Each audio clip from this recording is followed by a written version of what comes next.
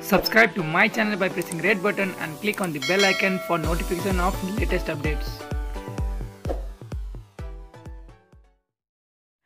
नेकपाका केन्द्रीय सदस्य तथा पूर्व मन्त्री गोकुल बास्कोटाले प्रधानमन्त्री तथा पार्टी अध्यक्ष केपी शर्मा ओली बिनाको नेकपाको कल्पना गर्नेहरूलाई रामपिथेक्सको कथा स्मरण गराएका छन्। सामाजिक सञ्जालमा सक्रिय बास्कोटाले आइतबार यस्तो धारणा राखेका हुन्।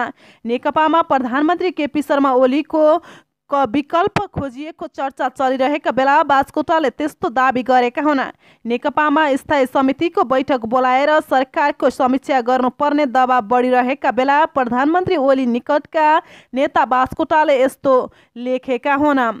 ओली नभएको नेकपाको कल्पना गर्ने पनि नेकपामा छन् भने तिनीहरूले चाहेको सबल नेकपाको चित्र कस्तो होला प्रश्न गर्दै भनेका छन्।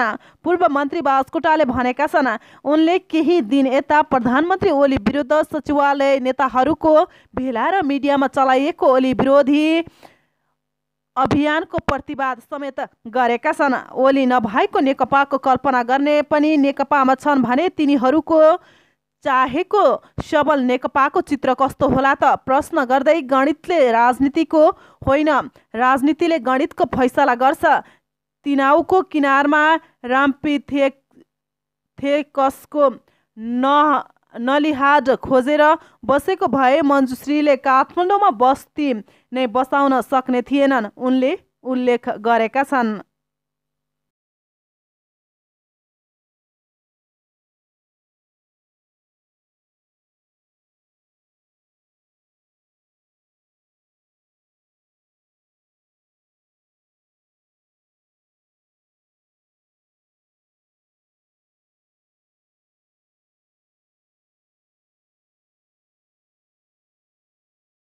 Subscribe to my channel by pressing red button and click on the bell icon for notification of latest updates.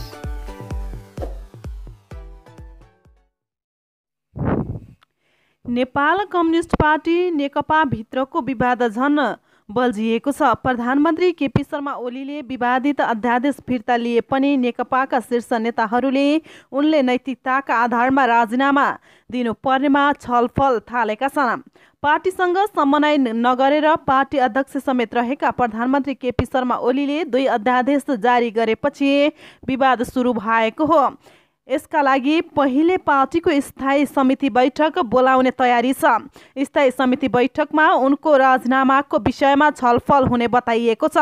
नेकपा वरिष्ठ नेता झलनाथ खनालले पार्टीमा देखिएको विवादका बारेमा छलफल गर्न आफूहरूले स्थायी समितिको बैठक बोलाउन अध्यक्ष द्वयलाई आग्रह गरिसकेको बताएका छन्।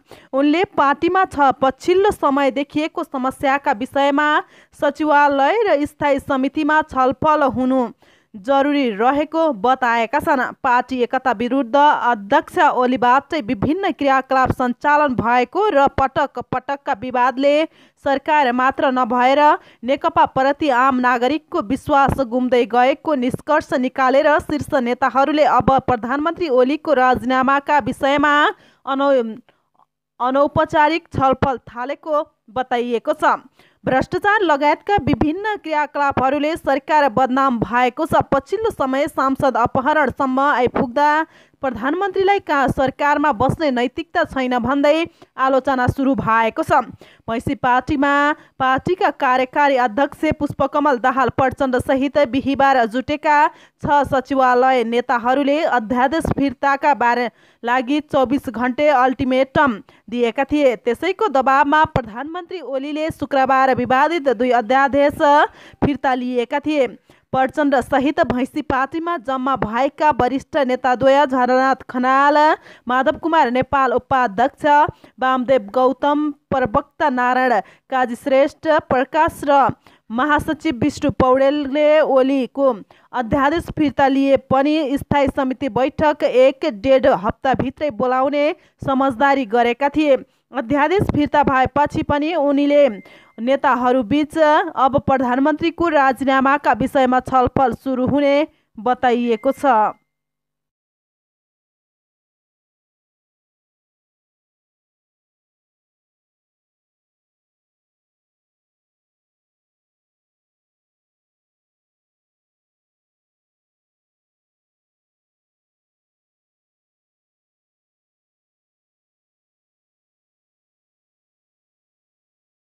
Subscribe to my channel by pressing red button and click on the bell icon for notification of latest updates.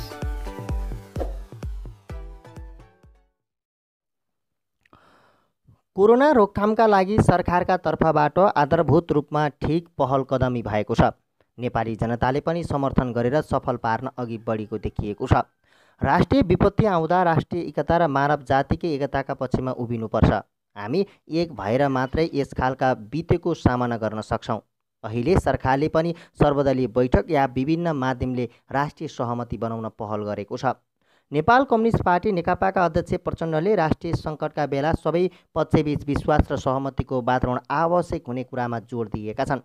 Prime times टेलिभिजनको कार्यक्रम जनता जान्न चाहन्छन्का लागि ऋषि धमलासँग कुरा गर्दै अध्यक्ष प्रचण्डले उच्च स्तरीय राजनीतिक संयन्त्र गठन गर्ने वा नगर्ने निर्णय प्रधानमन्त्रीको सो विवेकमा भर पर्ने बताएका हुन्। प्रचण्डले कोरोना सङ्क्रमण विरुद्ध लड्ने सबै दल एकबद्ध हुन संयन्त्रको कुरा गरे पनि प्रधानमन्त्रीले अस्वीकार गरेको बताए। संयन्त्र गठन गर्ने विषय प्रधानमन्त्रीको अधिकार भएको, अब त्यसमा थप बहस गर्न आवश्यक नभएको दाहालको भनाइ छ।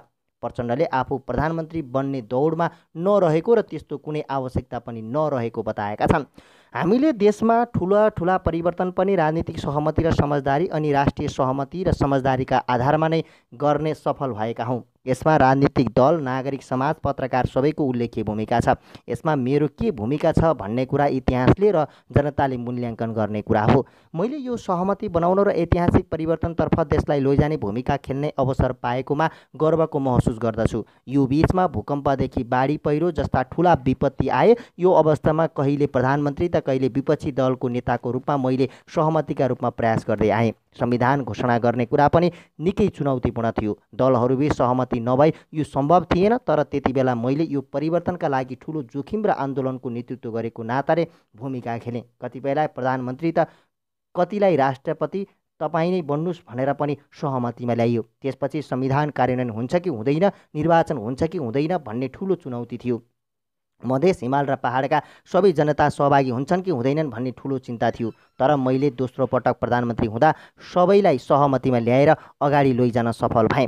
अहिले यो कोरोना महामारी फैलिएको छ। यो मानव जातिकै इतिहासमा एउटा ठुलो चुनौती थपिएको छ। यसबाट शक्तिशाली र विकसित बनेको देशलाई नै आक्रान्त पारेको अवस्थामा यसले धेरै प्रश्न उठाएको छ। राजनीतिक प्रणाली, विकासको मोडल, अर्थ राजनीति, भूमण्डलीकरणको स्वरूप, जीवनशैली जस्ता क्षेत्रमा प्रश्नमा उठाएको छ। यसले सोच्ने, चिन्तन गर्ने, मानव जातिलाई नयाँ विश्व स्वास्थ्य कायम गर्ने, नयाँ मानवीय सम्बन्धलाई निर्माण गर्न मद्दत गर्छ भन्ने मलाई लाग्दछ।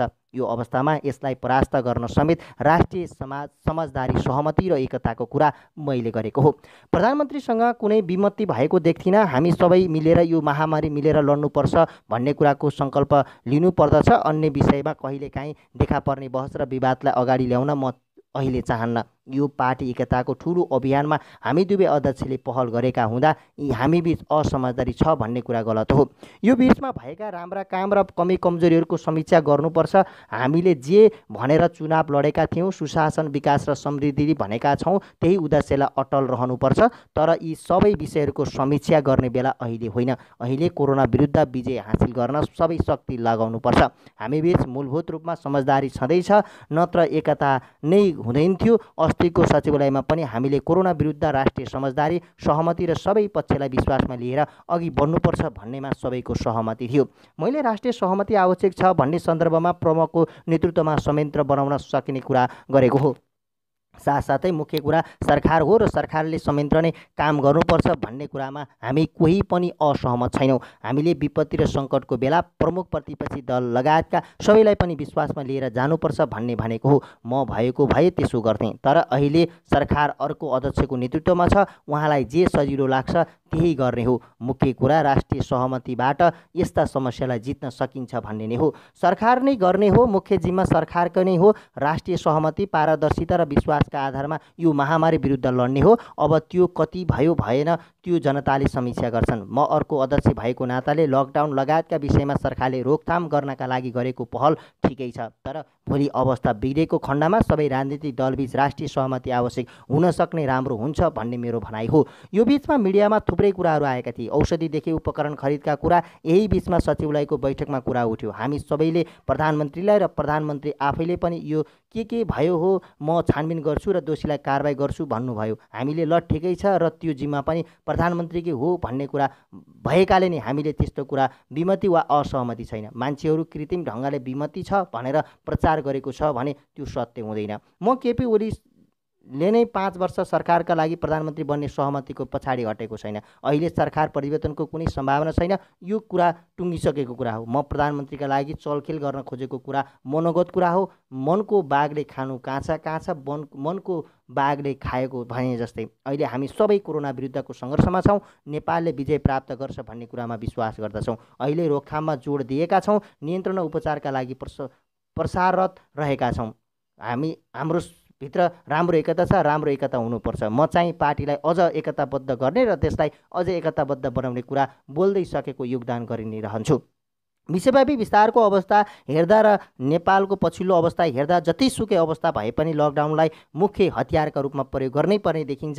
अझै धैर्यता लिने र पीडा भोग्नै पर्ने अवस्था छ। तर त्यसो गर्दा हुन सक्ने जति व्यवहारिक बन्ने र जनताको पीडा खास गरी तल्लो वर्गको समस्या सम्बोधन गर्ने र केही मानिसहरू जो सहरबाट बजारबाट घर जान चाहन्छन् उनीहरूलाई उच्च सतर्कताका साथ घर जाने व्यवस्था मिलाइदिने, कृषकहरूको समस्या नीतिगत निर्णयसहित व्यवहारिक बन्नुपर्छ। यसो गरियो भने नेपाली जनताले हामीलाई साथ दिन्छन्। नेपाली जनता धेरै दुःख झेलेका जनता हो। यस्ता विषयमा नेपाली जनता सबैभन्दा सचेत जनतामा पर्छन्। राहत र जनताले भोग्नु परेको समस्याका बारेमा मेरो ध्यान गएको छ। दैनिक ज्यालाजारी गर्ने मजदुर, गरिब र तल्लो वर्गका जनतालाई सही तरिकाले राहत वितरण गर्नुपर्छ भनेर भनेका छौँ। हामी सबैले सहयोग गर्नुपर्छ। यो महामारीका कारण धेरै पीडा भोग्नु परेको छ, भावुक हुने गरेको छु। ती सबै जनताप्रति मेरो विशेष सहानुभूति छ। यस्तो बेला निजी व्यवसायीहरूलाई अगाडि आउन र मजदुर निमुखाहरूलाई अलि मुठी खोल्न अनुरोध गर्दछु। के रहेछ भने धन भन्ने कुरा भूकम्पको बेला देखियो। हामी सबै भागाभाग भएर चौरमा टेन्टमा बस्नु पर्यो। अहिले पनि